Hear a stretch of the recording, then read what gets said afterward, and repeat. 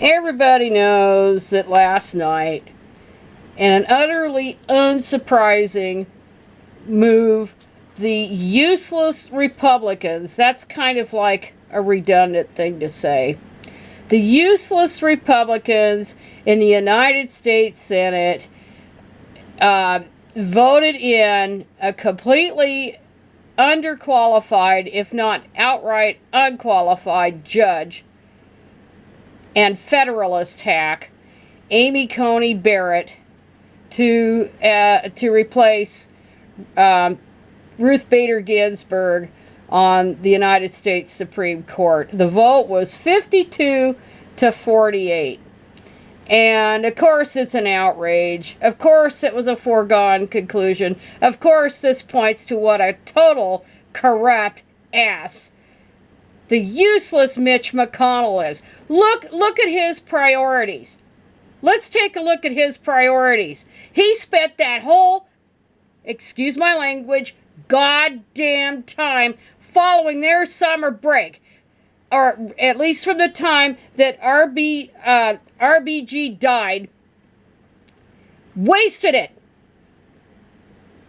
on this hack, forcing this hack through, instead of working on a stimulus package that would help millions upon millions of people. This is how totally fucking corrupt this guy is, and the whole damn party. As that one author says, that wrote the book, It's All a Lie, it's time to just burn the whole damn Republican Party down and start all over.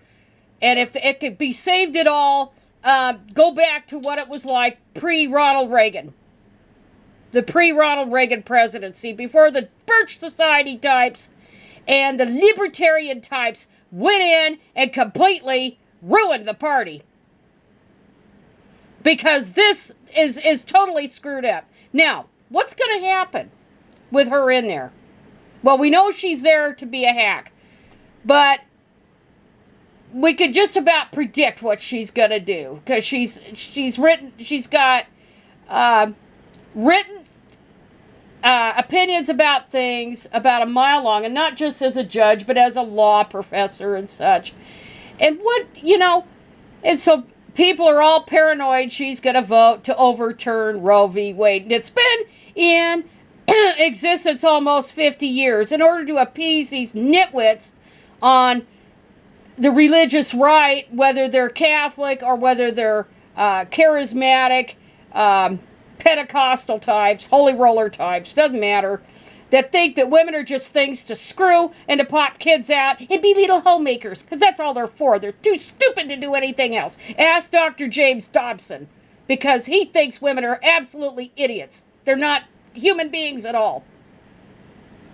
But I don't think, as I said, I don't think that's the primary motive. This is about watering down regulations. This is about putting as few restrictions on businesses as possible. This is the Koch agenda. This is always what Charles Koch wants. Because after all, he's superior because he's rich. It's that whole twisted social Darwinism crap that the libertarians believe. These whack jobs believe. But anyway, so that's what's going to happen. They're going to chip away at Roe if they don't send it back to the states. And it's going to be the same old crap that's happened before, except now, it's going to be a lot harder to control women. And they want to control women. My sister and I, the other day, we were talking about this abortion deal. And my sister's 83 years old. And she said, they don't care about it. They don't care about the fetus. They don't care about that. They want to control women. And I said, it's because all they're good for is just popping kids out and staying home and baking cookies. Like the 1950s, where women knew their place. And as I've said, women don't have a place. They're not put on earth to serve men. In fact, they're better off if they don't. They're better off. They're a whole lot better off if they don't even bother with them. Increasingly, because men are fucked up. Too many of them are fucked up. With porn, with entitlement, all this kind of stuff. They're really messed up. Which is one of the biggest reasons, not just the economy, one of the biggest reasons more and more younger people are foregoing marriage, period. But we can't have that. We can't have that as a country, according to the white dudes in charge, because the birth rate is going way down. The birth and marriage rates are going way down. And of course, this is what's happening here in Poland with the increasingly restricted abortions. They have a near total ban on abortion, and now there's protesters there. I don't see that happening in this country with the abortion rights groups, if they're ever going to resort to violence or any of that. I can see the anti-abortion nut jobs doing it. They have done it. Ask Eric Rudolph. They have done it. And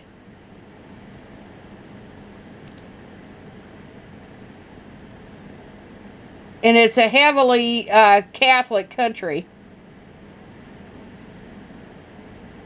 It says here there are only just 1,000 legal abortions every year in Poland, but women's groups say the number of abortions carried out illegally or abroad could be between 80,000 and 120,000. Even though the majority there are against abortion, they said a clear majority are against the latest tightening of the law. And it's all about controlling women and all about upping the birth rate. That's really what all of it is. In the United States, it's racism that's behind that. The wrong women are having babies. Hey, the Latina women and the black women and whatever other racial minorities, they're having too many kids. Or poor white women. They're having too many kids. And the upper class are having too few. And that's what's driving this crap trying to overturn Roe. And it's futile. It's totally futile. But what would happen if Biden gets in there? Are they going to increase the seats on the Supreme Court? You know, I don't hold my breath on that. Because you know why? And as much as I think Biden would be a very good president, he comes from the United States Senate. And the United States Senate is a really peculiar body, political body, because they're all buddies. These people are all buddies. They all have drinks together, and they go to the same Georgetown parties and stuff that used to be presided over, and maybe still presided over by Sally Quinn. And their kids go to all the hoity-toity Ivy League schools and prep schools, you know, and they're just so superior. Their noses are in the air crap. It's a totally decadent. I don't know what a decadent group, you might say. They're totally decadent. I mean, Dianne Feinstein, who should have hung it up a long time ago from the United States Senate, but when she was going around, she hugged that damned Lindsey Graham, and a lot of people got upset because she did that recently. And, you know, it isn't because it has nothing to do with politics with her. They're all friends. They go out and they have drinks together. They all go out and have dinner together. They're, you know, and that's the biggest problem with it. With expanding seats on the U.S. Supreme Court or getting rid of the filibuster or any of this other stuff that we really need to do is this good old boy culture. You have to get rid of the good old boy culture. It's like they can't understand. These Republicans are not what they were even 35 years ago. Not even 20 years ago. They're off the rocker crazy. And it's time to really take stock of what it is. And it's time to expand the courts. Because, let me tell you, you got to give as good as you get. And it's time to undo all the harm that McConnell and company have done the last many years.